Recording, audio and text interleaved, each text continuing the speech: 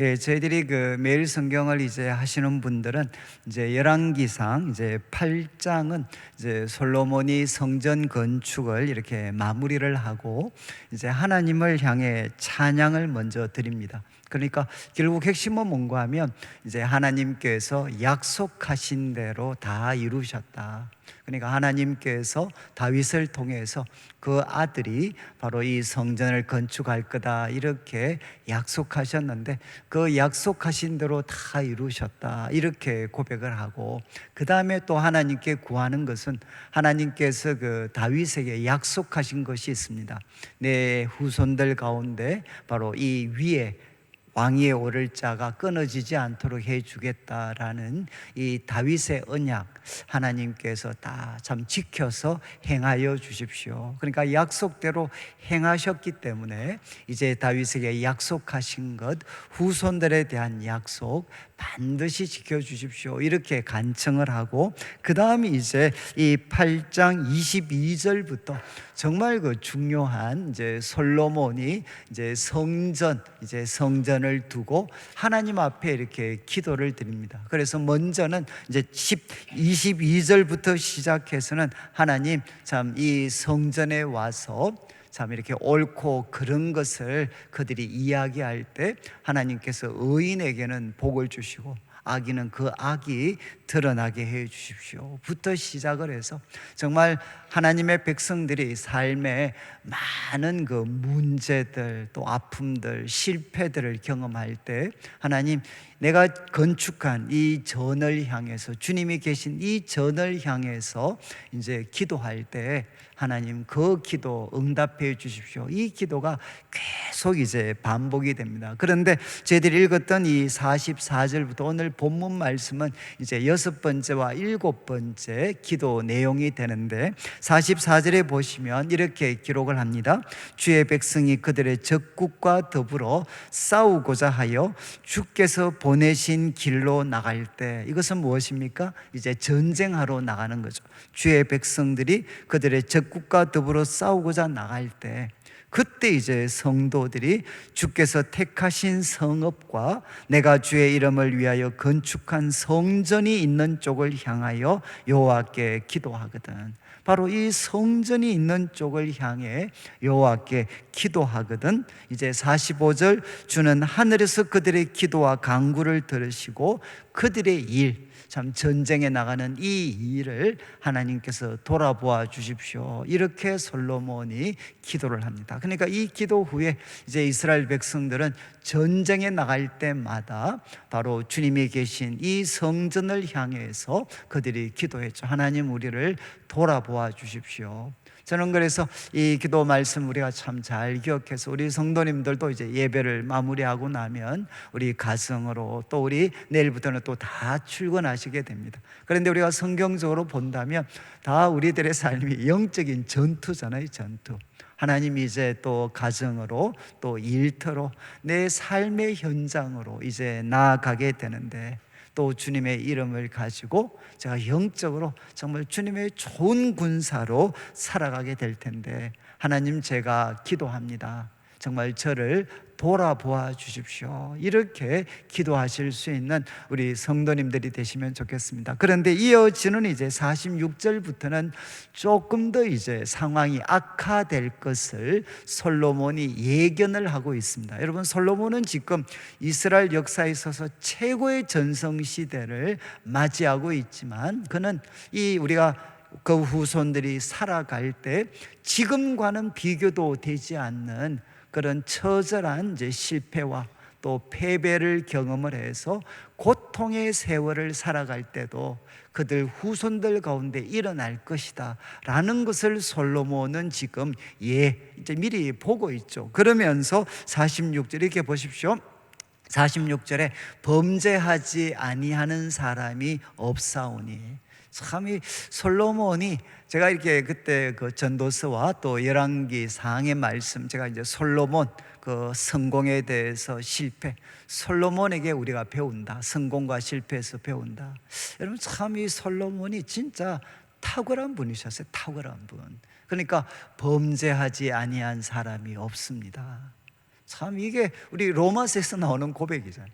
죄인은 이제 의인은 없습니다. 이게 바로 범죄하지 않는 사람은 없습니다. 그러니까 솔로몬은 인간의 한계에 대해서 그는 잘 알고 있었고, 또 인간에 대해서 절대로 그는 낙관적이지 않았습니다. 그래서 범죄하지 아니하는 사람이 없습니다.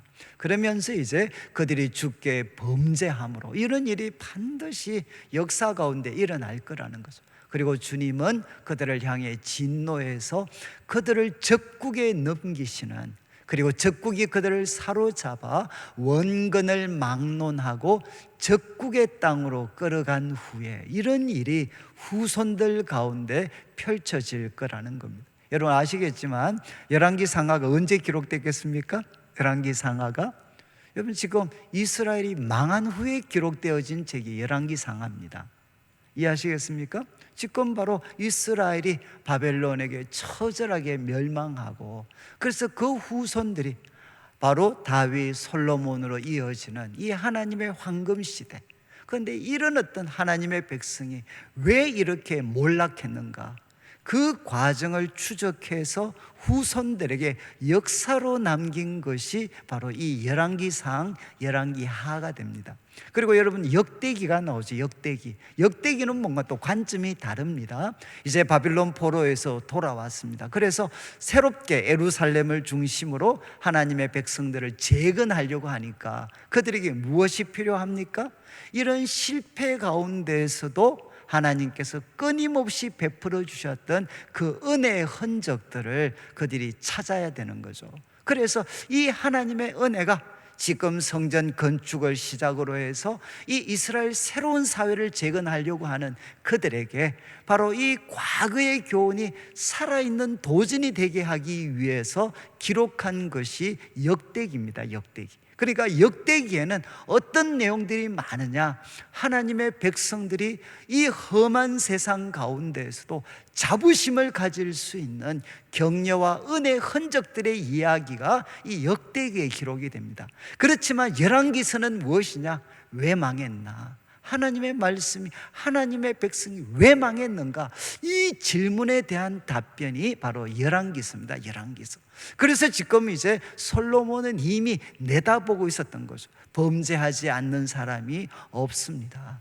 그리고 우리 후손들의 삶에 또 실패가 찾아오고 하나님이 진노하시고, 그래서 정말 이 어떤 나라도 다 뺏기고 정말 먼 나라로 포로가 되어서 끌려가는 이런 일이 있을 때에도 우리 성도님들에게 만약에 적용을 한다면, 우리가 예수님을 믿는다고 했지만 그러나 한번 참 또 우리가 마음이 주님을 떠나서 우리가 참 믿음을 떠난 삶을 살다가 우리들의 삶에 여러 가지 정말 하나님이 나를 징계하시는 그런 고통들을 우리가 경험을 해서 이제는 미래가 전혀 보이지 않는 그런 하나의 절망의 자리에 우리가 처한다 할지라도, 뭐 이렇게 우리가 하나의 좀 번역을 할 수 있겠죠. 그런 절망의 자리에 우리가 떨어진다 할지라도 이 47절을 보십시오. 47절, 그들이 사로잡혀 갔던 땅에서, 여러분 그들이 사로잡혀 갔던 땅에서 스스로 깨닫고, 그리고 사로잡은 자의 땅에서 돌이켜 주께 간구하기를, 이제 그때 그들이 깨닫고 그 땅에서 돌이켜 주께 간구합니다. 우리가 범죄하여 반역을 행하며 악을 지었습니다. 그러면서 하나님 앞에 회개를 하고, 그리고 48절, 자기를 사로잡아간 적국의 땅에서 온 마음과 온 뜻으로 주께 돌아와서 주께서 그들의 조상들에게 주신 땅, 곧 택하신 성읍, 주의 이름을 향하여 건축한 성전 있는 곳을 향하여 주께 기도하거든. 여러분 그들이 기도하는 장소는 어디죠? 사로잡혀간 땅입니다. 사로잡혀간 땅. 그렇지만 그들이 죄악을 깨닫고, 그리고 또 정말 전심으로 하늘에서 돌아와서 전심으로 하나님께 돌아와서 그 땅에서 성전에 거하시는 하나님을 향해 그들이 손을 들어서 주님께 기도하거든. 49절, 주님께서는 계신 곳 하늘에서 그 기도와 간구를 들으시고 또 그들의 일을 돌보아 주시고, 그리고 50절 그들을 용서해 주십시오. 그리고 모든 허물을 사해 주십시오. 그리고 뭐합니까? 사로잡아 간 땅에서, 그 절망의 땅에서 하나님 불쌍히 여김을 얻게 해 주십시오. 그들을 사로잡아간 사람들로부터 불쌍히 여김을 얻게 해 주십시오. 그러니까 그들이 실패해서 포로로 끌려갔다 할지라도 바로 회개하고 바로 이 성전을 향해 기도하면 그들의 삶에 새로운 출발이 시작될 수 있도록 해 주십시오. 그러면서 51절 이렇게 솔로몬이 이야기합니다. 그들은 주께서 철풀무 같은 애굽에서 인도하여 내신 주의 백성, 주의 소유가 됩니다. 그들은 이 철풀무와 같은 애굽에서 인도하신 하나님의 백성입니다. 하나님의 소유입니다. 그리고 52절 원하건대 주의 눈을 들어 종의 간구함, 주의 백성의 간구함을 들어주십시오. 그리고 53절에 그들은 하나님이 이끌어낸 주의 백성들입니다. 이렇게 이제 솔로몬이 간청을 하죠. 간청. 저는 이제 오늘 말씀을 통해서 우리가 두 가지 우리가 좀 기도를 드린다면, 저는 특별히 이제 후반부 내용이죠. 이제 참 범죄해서 그들이 하나님의 진노를 당하고 그리고 그 끌려갔던 그런 땅에서도 하나님을 향해서 참 기도할 때, 이 성전이 있는 곳을 향해 기도할 때 하나님께서 정말 용서를 해 주시고 그리고 그들의 삶에 새로운 시작들이 일어날 수 있도록 해달라. 제가 사실 이 말씀을 이제 여러분들은 어떠실지 모르겠는데, 저는 정말 이제 어렸을 때부터 이 말씀을 참 뼈저리게 이제 경험하면서 살았습니다. 그래서 제가 말씀을 드렸지만 이제 우리 아버님께서 신학을 하시다가 중간에 이제 그만두시고 소위 사업을 하셨고, 그래서 참 제가 어렸을 때는 우리 집이 문방구, 서부초등학교 바로 앞에 문방구점을 했어요. 문방구점. 그래서 제가 어렸을 때 서부초등학교 앞에서 자전거 타고 열심히 놀았어요. 그리고 이제 어느 순간 또 제가 좀 철들어 보니까 또 아버지께서 이제 섬유 관계되는 그 바디 공장도 하셨고, 그리고 주의를 잘 지키지도 않으셨고, 그래서 등산도 가시고, 그래서 저는 아버님이 어렸을 때는, 초등학교 때는 별로 교회 다니는 걸 잘 못 봤습니다. 근데 우리 할머님이 정말 기도를 하셨고, 그리고 어린 저한테 그렇게 항상 그렇게 말씀하셨어요. 너희 아버지가 신학을 주의 종이 되어야 되는데 지금 저기 많은지 모르겠다.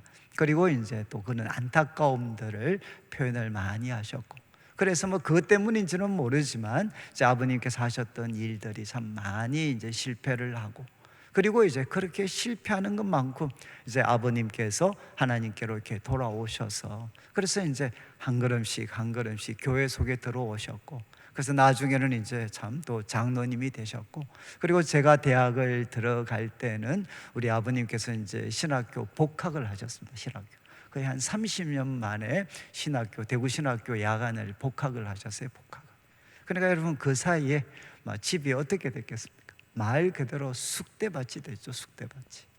그래서 이제 저는 지금도 지나간 이야기니까, 제가 내일 교회 와서 이제 95년도에 이렇게 왔고, 95년도 그때 이제 한번 있었고, 그다음에 저희들이 이 교회에 옮긴 게 97년입니다. 97년 IMF가 이제 올 때인데, 바로 저희가 이제 이쪽에 왔을 때 저희 아버님이 최종 부도를 내셨어요. 최종 부도.